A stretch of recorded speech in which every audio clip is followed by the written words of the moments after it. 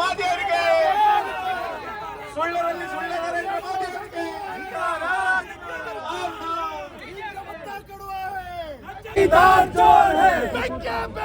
ನ್ಯಾಯ ಬೇಕು, ನ್ಯಾಯ ಬೇಕು, ಧಿಕ್ಕಾರ ಧಿಕ್ಕಾರ. ನಿರಂತರವಾಗಿ ಬೆಲೆ ಏರಿಕೆ ಮಾಡುವ ಲಜ್ಜೆಗೆಟ್ಟ ಬಿಜೆಪಿ ಸರ್ಕಾರಕ್ಕೆ, ನಿರಂತರವಾಗಿ ಬೆಲೆ ಏರಿಕೆ ಮಾಡುವ ಬಿಜೆಪಿ ಸರ್ಕಾರಕ್ಕೆ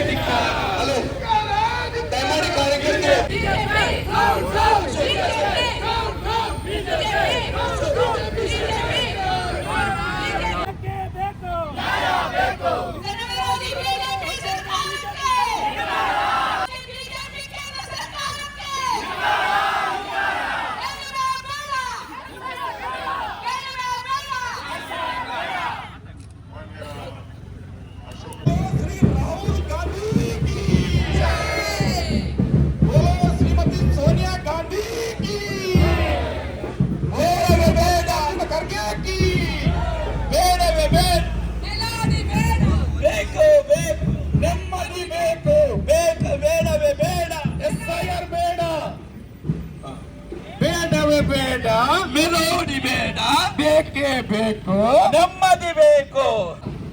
ಕೇಂದ್ರದ ಬೆಲೆ ಏರಿಸುವ ಮೋದಿ ಸರ್ಕಾರಕ್ಕೆ ಧಿಕ್ಕಾರ ಧಿಕ್ಕಾರ. ಮಹಿಳೆಯರ ಗ್ಯಾಸ್ ಏರಿಸಿದ ಕೇಂದ್ರ ಸರ್ಕಾರಕ್ಕೆ ಧಿಕ್ಕಾರ ಧಿಕ್ಕಾರ.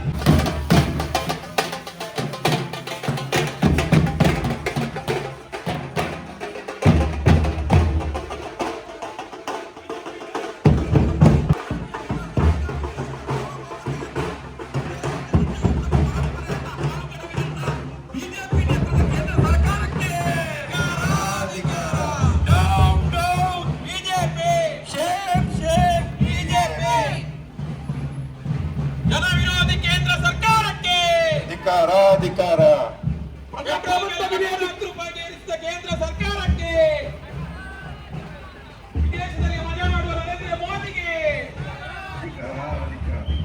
ವಿದೇಶದಲ್ಲಿ ಮೆಲೋಡಿಗೆ ನಿಲ್ಲಿಸಿದ ನರೇಂದ್ರ ಮೋದಿಗೆ ಬೇಡ.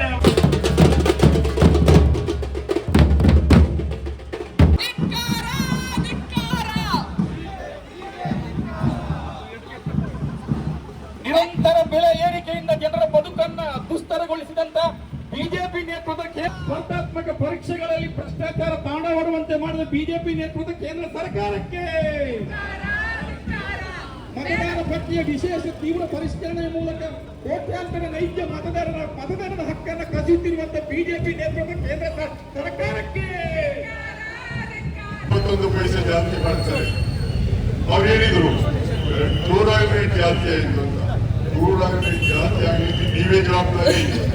ಯಾವಾಗ ಇರಾನ್ನವರು ನಮಗೆ ಅಕ್ಕಿಯನ್ನು ತಗೊಂಡು ರೂಪಾಯಿಯನ್ನು ತಗೊಂಡು ಕ್ರೂಡ್ ಆಯಿಲ್ ಕೊಡ್ತಾ ಇದ್ರು, ಅವರ ದೋಸ್ತಿಯನ್ನು ಬಿಟ್ಟರೆ ನೀವು ಅಮೆರಿಕದ ದೋಸ್ತಿಯನ್ನು ಮಾಡಲಿಕ್ಕೆ. ಯಾಕಂದ್ರೆ Donald Trump is my friend ಅಂತ ಹೇಳಿದ್ರು. ಡೊನಾಲ್ಡ್ ಟ್ರಂಪ್ ಡೊನಾಲ್ಡ್ ಟ್ರಂಪ್ ಮಾಡಿದಂತ ಪರಿಸ್ಥಿತಿಯನ್ನು ನೀವು ಆಲೋಚನೆ ಮಾಡ್ತೀರಿ. ಅದರಿಂದ ರಷ್ಯಾದವರು ಹಿಂದಿನಿಂದಲೂ ಭಾರತದ ಸ್ನೇಹಿತರೇ ಆಗಿದ್ದರು. ರಷ್ಯಾದಿಂದ ಕ್ರೂಡ್ ಆಯಿಲ್ ಅನ್ನು ತಗೊಳ್ಳಿಕ್ಕೆ ನಾವು ಅಮೆರಿಕದ ಟ್ರಂಪ್ ಅವರ ಹತ್ರ ಅನುಮತಿಯನ್ನು ಪಡ್ಕೊಳ್ಳುವ ಪರಿಸ್ಥಿತಿ. ನಾವು ನಾನ್ ಅಲೈನ್ಡ್ ನೇಷನ್. ಮೊದಲಿಂದಲೂ ನೆಹರು ಅವರು ಪ್ರಧಾನಮಂತ್ರಿ ಆಗಿದ್ದಾಗ ನಾನ್ ಅಲೈನ್ಡ್ ಮೂವ್ಮೆಂಟ್ ನಲ್ಲಿ ಸೇರಿದವರು, ಈಗ ದಲಿತ ರಾಷ್ಟ್ರಗಳ ಗುಂಪಿಗೆ ಸೇರಿದವರು. ಇವತ್ತು ಅಮೆರಿಕದ ನಮ್ಮ ದೇಶದ ಇದು ವಿದೇಶಿ ನೀತಿಗೆ, ವಿದೇಶಿ ನೀತಿಯಿಂದ ಜನರ ಮೇಲೆ ಹೊರೆಯಾಗಿದೆ. ಒಂದು ಕ್ರೂಡ್ ಆಯಿಲ್ ರೇಟ್ ಜಾಸ್ತಿ ಆಯ್ತು ಅಂತ ಹೇಳ್ತೀನಿ. ಆದ್ರೆ ಡಾಕ್ಟರ್ ಮನಮೋಹನ್ ಸಿಂಗ್ ಅವರು ಪ್ರಧಾನಮಂತ್ರಿ ಆಗಿದ್ದಾಗ $120-130 ಇತ್ತು ಬ್ಯಾರೆಲ್ಗೆ. ಆಗ 56 ರೂಪಾಯಿಗೆ ಪೆಟ್ರೋಲ್ ಡೀಸೆಲ್ ಕೊಡ್ತಾ ಇದ್ರು. ಇವತ್ತು ಅಷ್ಟೇ $126 ಆದದ್ದು. ಆದ್ರೆ ನೀವು ಯಾಕೆ ಜಾಸ್ತಿ ಮಾಡ್ತೀರಿ? ಆದ್ರೆ $27 ಬಂದಿತ್ತು ಕ್ರೂಡ್ ಆಯಿಲ್ ಇದು.